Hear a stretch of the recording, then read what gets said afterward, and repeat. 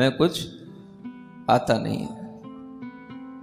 लेकिन जब हम देखते हैं मोक्ष मार्ग की विशालता को, विशदता को, तो हमें कभी ऐसा लगता है कि जिनको कुछ नहीं आता है वही मोक्ष मार्ग के लायक होते हैं।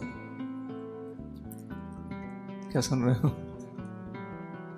हाँ, कई बार कुछ आने पर आदमी भटक सकता है, लेकिन नहीं आने पर उसे ध्यान रहता है कि हमें ये कुछ आता नहीं। तो कुछ नहीं आता तो वो क्या आता है?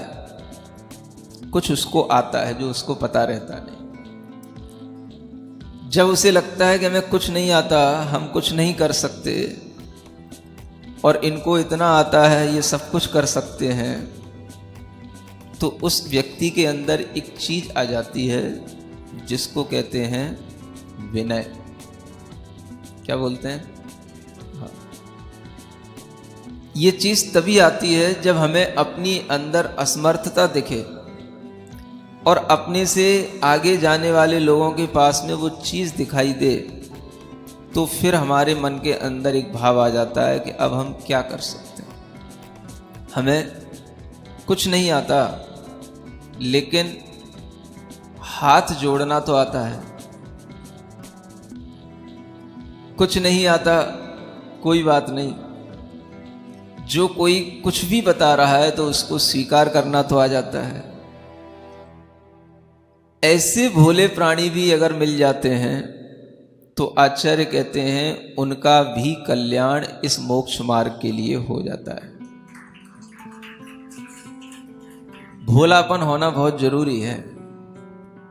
सुन रहे हो? वैसे तो आप सब भोले ही वाले हो, लेकिन उस भोलेपन के साथ में भीतर से ऐसा एक सीधा साधा सा भाव रहे कि हमें अगर ज्ञान नहीं है तो कोई बात नहीं, हमें उसका एहसास बना रहे और हम जिनके ज्ञान है उनकी हम केवल बस बात सुनते रहें और हाथ जोड़ करके मानते रहें, तो भी हमें ज्ञान की प्राप्ति हो जाती है। आचार्य कहते हैं कि ज्ञान और चारित्र, इनका भार ढोने की तुम्हें जरूरत नहीं है। क्या सुन रहे हो? इनके लिए तो आपको धारण करने के लिए कोई ज्यादा पुरुषार्थ करने की जरूरत नहीं है। आप तो बस एक काम करो। क्या करो? अपने अंदर इतनी सी बात स्वीकार कर लो कि मोक्ष होता है, मोक्ष का मार्ग होता है, और उस मार्ग पर चलने वाले लोग भी होते हैं। इतनी सी बात बस अपने हृदय में बैठा लो। क्या बैठा लो? मोक्ष होता है, मोक्ष का रास्ता होता है, और उस रास्ते पे चलने वाले लोग भी होते हैं। इतनी बात जब हृदय में बैठ जाएगी तो यहीं से हमारे अंदर एक सम्यक दर्शन का भाव बन जाता है।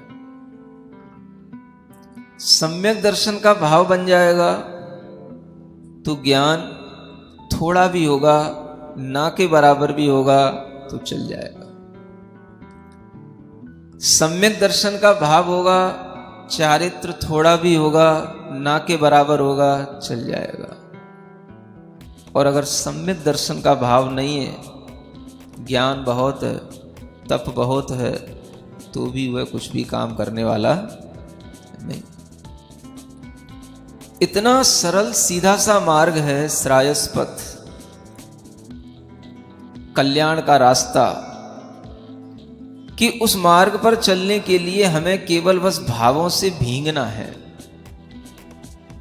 और उस भावों के भींगने के लिए कोई भी बाहरी कृत्रिम वातावरण की कहीं कोई जरूरत नहीं। सुन रहे हो? आप लोगों का मन तब तक नहीं लगता जब तक कोई कृत्रिम वातावरण तैयार न हो। आप लोगों का मन तब तक नहीं लगता जब तक कि कोई बड़ा बड़ा एडवर्टाइज ना हो, बड़े बड़े पांडाल ना हो, समझ रहे हो, अच्छा खासा खाना पीना ना मिले, तब तक आपका धर्म करने का भी भाव नहीं आता। आपसे मतलब अब हर चीज को अपने ऊपर मत लेना। जो अभी यहाँ चर्चा सुन रहे थे ना, कुछ लोग मंदिर की पूजा में लगे रहते हैं समझाओ तो आते नहीं है। आते तो हैं वो तब आते हैं जब आप उनके लिए कोई बड़ा पंडाल लगाओ और बड़ा बड़ा खाने पीने का अच्छा इंतजाम करो, तब आते हैं वो। तो उन लोगों के लिए जो एक कृत्रिमता में उन्हें लगता है कि हाँ यहां पहुंच करके अब हमारे लिए धर्म होगा, तो वह उनकी एक बहुत बड़ी भूल हो जाती है। धर्म करने के लिए आचार्य कहते हैं हमें कुछ भी नहीं आता, कोई बात नहीं, भगवान की पूजा भी अनिवार्य नहीं बताई। आचार्यों ने कहा है रास्ते पे चलने वाला अगर हमें कोई मिल जाए और उस गुरु का हम अनुसरण करने लगे, उस गुरु की पूजा कर लें, तो आचार्यों ने यहां तक लिखा है कि गुरु की पूजा ही आगम की पूजा है और आगम की पूजा ही भगवान जिनेंद्र देव की पूजा है। तदवाची जिन वाच पूजन मतः साक्षात जिन्ह पूजत, ऐसा पद्मनंदी आचार्य ने लिखा है कि अगर हमने गुरु की पूजा कर ली तो समझ लो हमने साक्षात जिनेंद्र भगवान की पूजा कर ली। क्यों लिखा है ये?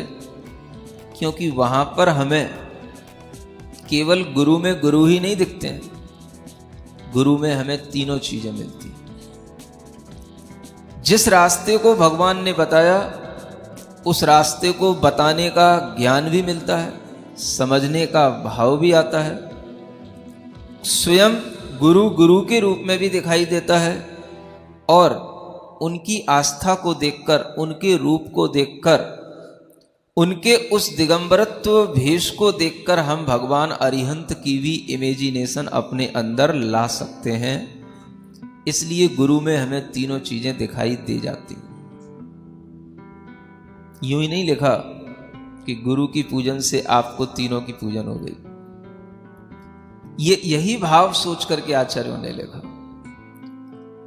इतना सरल मार्ग है कि आपको कुछ नहीं आता, कोई बात नहीं, लेकिन किसी चीज का आग्रह मत करो। मंदिर का भी आग्रह हो जाएगा, पूजा का भी आग्रह हो जाएगा, तो मार्ग अवरुद्ध हो जाएगा। फ्री छोड़ो अपने आप को, और इस तरह से फ्री छोड़ो कि हमें जहां पर नया भाव हमारे अंदर पैदा हो, नई विशुद्धि हमारे अंदर पैदा हो, नया ज्ञान हमारे अंदर उत्पन्न हो, ऐसी जगह को हम चुनने की कोशिश करें। बस इतना फ्री छोड़ो अपने आप। फिर देखो आपकी विशुद्धि, आपकी निर्जरा, सब कुछ कैसी होती है। जब तक आप अपने आप को फ्री नहीं छोड़ोगे, अपने मन को स्वतंत्र नहीं बनाओगे, तब तक आपके अंदर वह चीज जो कोई देना चाहता है वो समाहित नहीं हो पाती।